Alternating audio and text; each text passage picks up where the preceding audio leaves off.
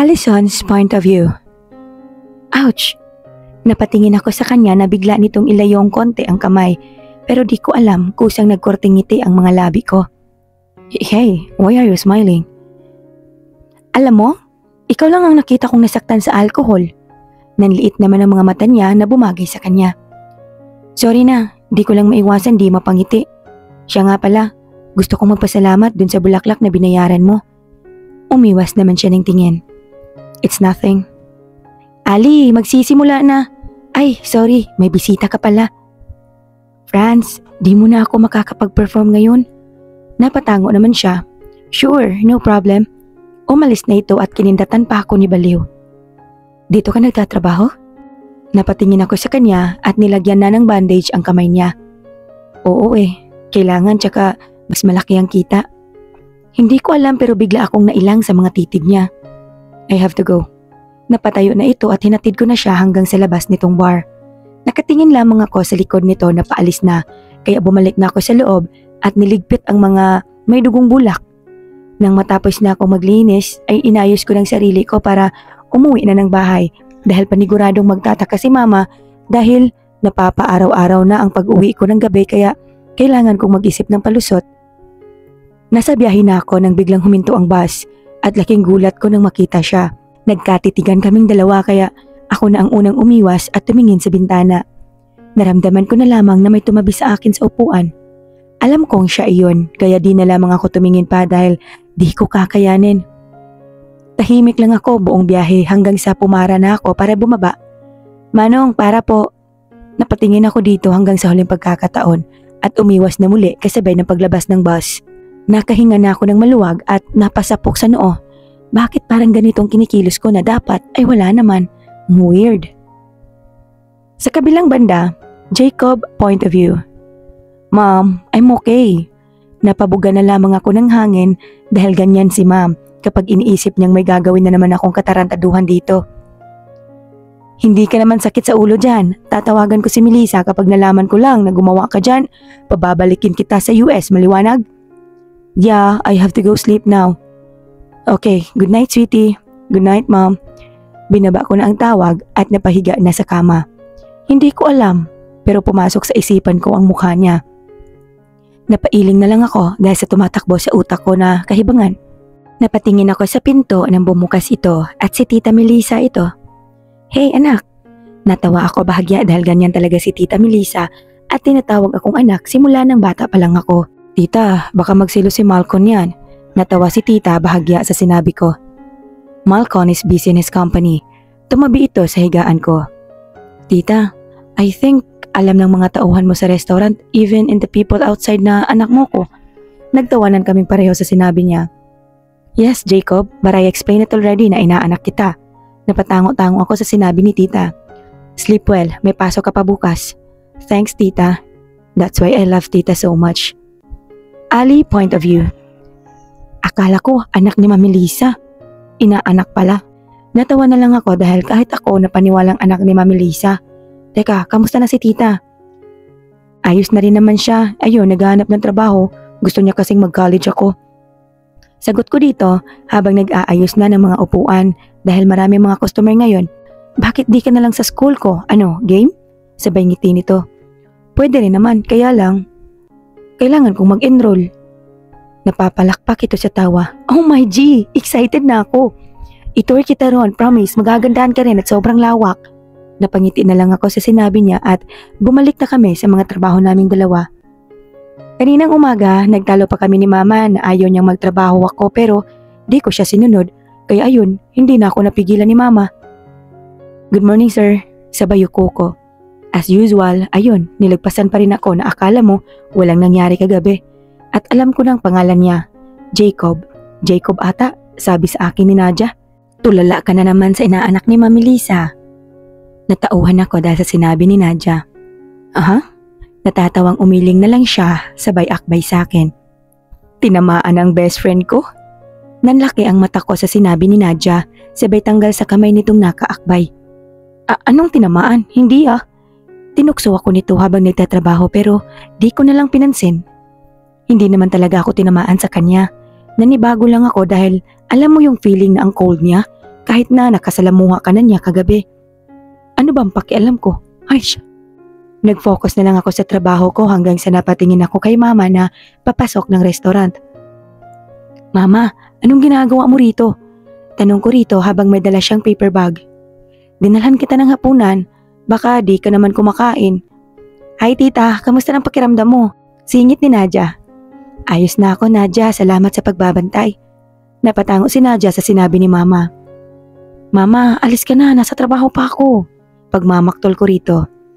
Oo na, aalis din ako, mag-ingat ka sa pag-uwi, maliwanag. Lagi kang ginagabi. Tinulak ko na si mama paalis ng restaurant at nagpaalam na ito. Teka, tama bang narinig ko? Ginagabi ka sa pag-uwi? Ngumiti ako na parang natatae. Trabaho tayo Nadia. Umiwas na lamang ako sa tanong niya at bumalik na sa trabaho. Mabuti naman at di na nagtanong pa si Nadia dahil paniguradong kukulitin ako niyan. Pag nalaman niya kung anong ginagawa ko, pagagalitan niya ako. At iyon ang ayaw ko. Kaya siguro ayos na rin na hindi nila alam kung anong trabaho ko tuwing gabi at sa akin na lang yun. Nang matapos na kami sa trabaho ay inayos na namin ang mga pinagkainan ng customer dahil magsasara na kami ng restaurant. Oh my G, I'm excited Ali. Natawa ko sa sinabi niya. Baka hindi ako makakainom ng marami? Sabay kamot ko sa batok. Andaya mo Ali, tas ako madami iinumin ko? Ang unfair. Tinakpan ko ang bibig niya dahil sobrang lakas ng boses niya kung magmaktol. O na, sige na, iinom na ako. Yes! Napapailing na lamang ako na natatawa kay Nadia dahil sobrang saya na animoy. First time lang magbabar mahilig yan dun Dumiretso na kami ng mga locker para magpalit. May locker kami dito sa restaurant para kapag papasok kami, ayos lang na naka-casual attire tas dito na magpapalit ng polo. Nalock mo na ba? Tanong ko sa kanya dahil ako na ang nag-aabang sa kanya sa labas. Yup, let's go. Nagsimula na kaming maglakad ni Nadia at tinext ko na si Franz na di muna ako makakapag-perform sa bar dahil ayokong sirain ang gabi namin ni Nadia. Napatingin ako sa bar at dito pa lang rinig ko ng mga tugtugan. Nakakagulat dahil hindi kami nahirapan makapasok. Di tulad sa bar na tinatrabahuan ko na mahigpit ang bouncer. Doon tayo. Sabay hatak nito sa akin sa isang sofa na walang tao. Ako nang o-order. Hintayin mo ako dito. Napatango ako sa sinabi niya at hinayaan na siyang tangayin ng mga taong sumasayaw. Napalibot ako ng tingin. Nang manlaki ang mata ko dahil sa nakikita ko. Bakit dito pa? Napaiwas ako ng tingin at tinakpan ang mukha ko gamit ang bag kong dala. Bakit pakiramdam ko uminit sa paligid ko? Nababaliw na ata ako. Ali, anong ginagawa mo? Napatingin ako kay Nadia at ngumiti. Wala. Kinuha ko na sa kamay ang isang basong alak kasabay ng pagtungga dito ng mabilis. Ali, sandali. Huli na dahil nainom ko na lahat ng alak at pakiramdam ko may init na gumuhit sa dibdib ko. Teka Nadia, bakit dalawa ka? Sabay hawak ko sa pisngi niya. Ang ganda talaga ng best friend ko. Sambit ko sa kanya. Haris, ano naman ang pumasok sa kukote mo at inubos mo ang isang baso malakas ang tama niyan. Naiiling na sabi ni Nadia. Nadia, sayo tayo dali. Hihilahin ko na sana siya kaso nabitawan ko ang kamay niya. Edi ako na lang ang sasayaw kung ayaw niya. Dumiretso ako sa gitna at sumayaw tulad ng mga ginagawa nila at pakiramdam ko parang ang saya ko na kulang na lang ay lumipad ako sa langit. I don't know na marunong ka palang sumayaw. Napadilat ako at napatingin sa bultong nakatayo ngayon sa harapan ko. Ngayon, para akong hinihigop ng malaabo nitong mata. Kusang gumalaw ang mga kamay ko at pumatong sa batok niya kasabay ng pagsayaw ko sa kanya at rinig ko ang malutong nitong mura. Pwede ba? Tigil-tigilan mong pagmumura? Sabay nguso ko sa kanya at naramdaman ko na lang ang mainit niyang kamay sa bewang ko dahilan para mapapikit ako ng mariin. Because you're turning me on, baby. Bulong nito sa aking tenga kaya nilapit ko rin ang bibig ko sa tenga niya. Idi gawin natin. Sabay ngiti ko nang malapad sa kanya. Akala niya di ako papalag. Aba, isang Allison tatanggi? Hindi. Oh, wild. Para ako nabuhusan ng malamig na tubig nang marinig ang boses na iyon dahil sa kung paano niya sabihin ang salitang wild. Napatingin ako sa mukha ng nasa harap ko ngayon. Oh my God, siya. Teka, nananaginip ba ako? Napalayo agad ako sa kanya at gulat na nakatingin. Tinalikuran ko na siya at Napasapok na lang sa noo dahil sa kabaliwan na ginawa ko. Oh, Ali, saan ka pupunta? Umuwi na tayo. Ha? Kasi simula pa lang natin. Gusto ko nang umuwi, Nadia. Naglakad na ako paalis dahil hindi ko kayang makita siya. Naramdaman ko na lang na sumunod sa akin si Nadia at maktol ng maktol. Sumakay na kami ng bus at hiwalay na sinakyan pero pakiramdam ko parang lutang pa rin ang utak ko sa nangyari. Nangako na ako sa sarili ko na hindi mauulit ang ginawa ko dahil tama na yun. Pero bakit? Bakit tumugon ang katawan ko sa ginawa niya? Ali, gumising ka na sa kahibangan mo. Napayuko na lamang ako dito sa bus dahil ang sakit ng ulo ko dahil sa alak na nainom ko. Samantala, Ali, gising na! Napadilat ako nang marinig ko ang sigaw ni Mama. Mabuti naman at nagising ka na. Di ba ngayon ang enroll mo sa school na papasukan mo? Wow! Napasigaw ako at dali-daling tumakbo papuntang CR at naligo para magpalit na ng uniforme dahil nalimutan kong susunduin nga pala ako ni Nadia ngayon para samahan mag-enroll. Nang matapos na akong maligo ay nagsuot na lamang ako ng crop top at pantalon. Nandyan na si Nadia. Napatango na lamang ako sa sinabi ni Mama at nagpaalam na rito. Nagdala na lang ako ng tinapay para habang nasa biyahe ay kumakain. Anong nangyari sa'yo? Para kang ginahasa. Natatawang sabi nito. Ano pa nga ba? Natawa siya sa sinabi ko at pakiramdam ko ay ang sakit ng ulo ko. Ayan kasi, di nagtatanong. Oo na. Natatawang binigyan na lamang niya ako ng capsule para matanggal ang sakit ng ulo ko dahil sa alak. Sumakay na kami ng bus ni Nadia kaya kumain na rin ako. Ano bang nangyari sa'yo kagabi at nagyaya ka kaagad umuwi? Nakakatampo ka. May makikilala pa naman sana akong gwapo, kaso naudlot dahil sa'yo. Sabay nguso nito habang sa maalala ko ang nangyari kagabi. Wala, medyo sumakit na ulo ko. Tama, sumakit talaga yung ulo ko. Nanliit ang mga mata ni Nadia. Iyon ba ang school nyo? Sabay turo ko sa isang gusali na medyo malaki. Yup, nakahinga na ako ng maluwag nang makababa na kami sa bus. Maraming mga estudyante ang nakakasabay naming dalawa at may iba ron na napapatingin sa amin. Ano sa tingin mo? Maganda, di ba? Napatango-tango ako sa sinabi niya at nakapasok na kami sa loob ng gate. Napahanga ako sa mga nakikita ko dahil sobrang laki nga nito. Di mo ba alam na dito nag-aaral yung inaanak ni Mami Lisa at sikat dito yun? Napatingin ako sa kanya habang naglalakad kaming dalawa. Huwag ka nang magtaka halos lahat ng mga estudyante rito ay gusto siya at patay na patay kahit mga fans niya. Natawa ako bahagya sa sinabi ni Nadia dahil di ko in-expect na ang isang katulad niya ay may fans. Pero pwede rin naman kasi gwapo at cute. Teka, may field kayo rito? Sabay tingin ko sa isang napakaluwag na field at may mga estudyanteng naglalaro ng ibang sports. Yup, ganyan talaga dito. At dapat lahat ng nag-aaral dito ay may sports na sasalihan. Kung hindi, wala kang point sa PE. Napatango-tango naman ako sa bawat paliwanag niya. Napatingin ako sa kumpulan ng mga estudyante. Anong meron doon? Sabay turo ko sa mga nagkukumpulan. Yan ang mga TMI. Nakakunot ang noo ko sa sinabi niya. TMI? Oo. Sabihin na lang natin na taong may ipinaglalaban. Ayaw kasi nila sa ugali ng isang sikat na leader sa school na to at halos ang mga babae sinasamba siya. Teka, naguguluhan ako. Sabay hinto ko sa paglalakad at hinarap naman ako nito. Kapag nakita mo, paniguradong magkakagusto ka rin kahit nga ako alam mo yung pormang may dating? Ganon kaya halos lahat ng babae sinasamba siya. Napailing na lamang ako dahil hindi ako sumasang-ayon sa sinasabi niya. Di tingnan na lang natin na baka isang araw makasalubong mo siya at sabihin mong di ka mahuhumaling. Natawa ako dahil sa pinaglalaban niya. Nagsimula na muli kaming maglakad paikot nitong school niya at halos 3 oras na naming naikot ito pero may iba pa palang lugar dito ang hindi pa namin napupuntahan pero pagod na ako.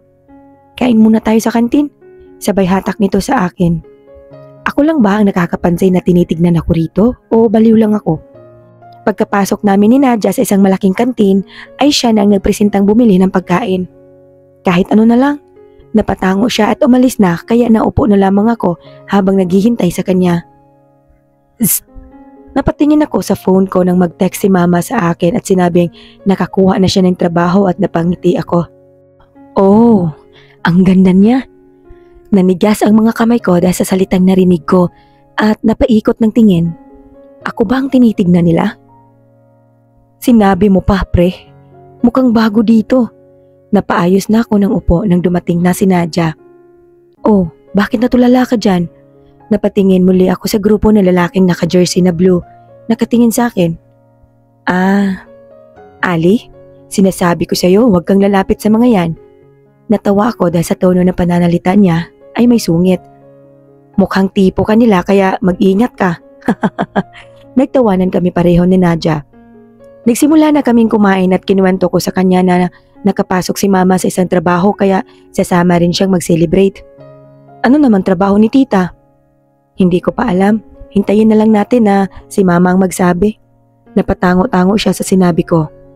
Nang matapos na kaming kumain, ay nilibot muli namin ang buong school niya at salamat dahil kinancel pala ang klase nila dahil maraming mga bago ngayon ang nag-enroll. Wait, dyan ka lang. Nakunot ang noo ko nang pigilan ako ni Nadia maglakad. Bakit? Basta, dyan ka lang, huwag kang aalis, maliwanag. Kahit naguguluhan ay nakinig na lamang ako sa sinabi niya. Hanggang sa mapansin ko na lamang na parang may kakaiba sa kinikilos niya at napasinghap ako nang biglang may sumagi sa likuran ko dahilan para bumagsak ang puwitan ko sa lupa. Oh, ang sakit. Napatingin ako dahil mga kumpulan na babae pala ang nakasagi sa akin. Nagtaka ako dahil may palad na lumahad sa harapan ko at tinitigan ko ang may-ari nito. Take it. Kahit naguguluhan ay tinanggap ko ang kamay nitong nakalahad at ramdam ko ang init nito. Oh my gosh! Ang cool talaga! Sinabi mo pa! Wow! Naramdaman ko na lamang na nilagpasan ako nito at umalis na parang walang nangyari. Ano ba yan? Ang epic naman nun. Napatingin ako kay Nadia at sinamaan siya ng tingin pero ang loka, tawa lang ng tawa. Chill lang, Ali. Baliw ka ba? Ay, Nadia naman eh. Naiinis na talaga ako sa kanya dahil sa susunod, di na talaga ako maniniwala sa mga trip niya. Sorry, okay? Akala ko naman kasi papansinin ka ng inaanak ni Mami Lisa pero mukhang wala ka lang. Nilagpasan ko na lamang si Nadia pero siya tawa ng tawa. Ay, naloko ako ni Nadia. Sa kabilang banda, Nadia point of view. Grabe, ang epic nun. Kung makita niyo lang ang mukha ni Ali, starstruck. Spell of words. Ganon sila, promise. Hindi ko alam na kahit si Ali ay magiging cold. Ganon talaga yun si Jacob. Kahit nung mga high school pa lang kami, sa tuwing nakikita ko siya. Ali, wait! Mukhang nagalit ang best friend ko. Kayo kasi eh. Nang maabutan ko na siya ay nakanguso ang labi nito na tila nagtatampo. Uy, sorry na. Bakit mo naman kasi ginawa yun? Maktol nito. Naglalakad na kami ni Ali pa uwi ngayon dahil magsiselebrate pa kami nila tita dahil nakahanap na siya ng bagong trabaho. Di ko naman alam na kahit sa'yo, cold pa rin yun pero in fairness tinulungan ka. Di tulad ng iba na nagpapapansin pero di niya pinupuna. Iba talagang alindog ng isang Allison. Sabay palakpak ko dahilan para hampasin niya ako sa braso ko. Puro tawanan lang kami ni Ali kahit hanggang sa pagsakay sa bus kaya eto, tinutukso ko siya na baka gusto niya si Jacob. Nadia, tigilan mo nga ako sa kabaliwan mo. Sabay tingin nito sa bintana.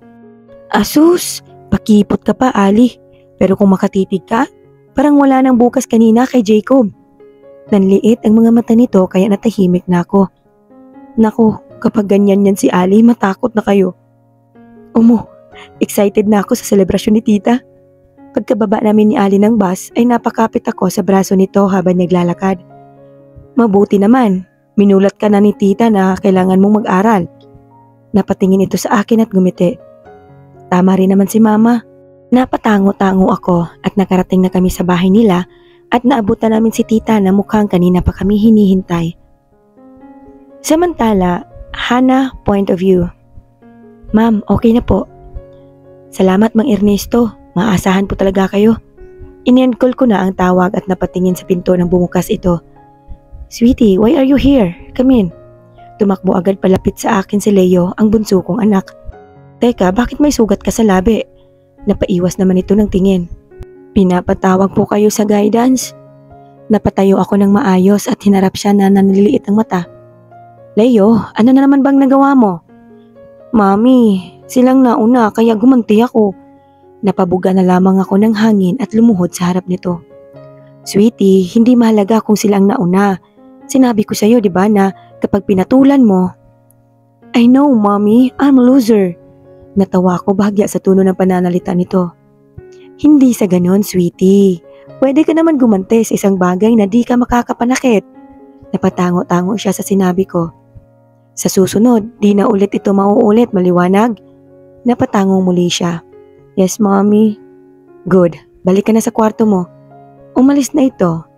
Kaya napabuntong hininga na lamang ako. Hays, mga anak ko talaga, ang tatapang. Naramdaman ko na lang na may kamay na yumakap sa bewang ko. What happened? Napaaway na naman si Leo. Pwede bang kausapin mo? Nagkaharap na kaming dalawa at tumango naman siya. Okay, if that's what you want, but in one condition. Sabay ngiti nito kaya hinampas ko siya sa braso. Habi, tigil-tigilan mo ako sa mga kahibangan mo. Natawa siya sa sinabi ko. What? Okay, if you don't want. Natatawang sabi nito. Okay, kausapin mo na.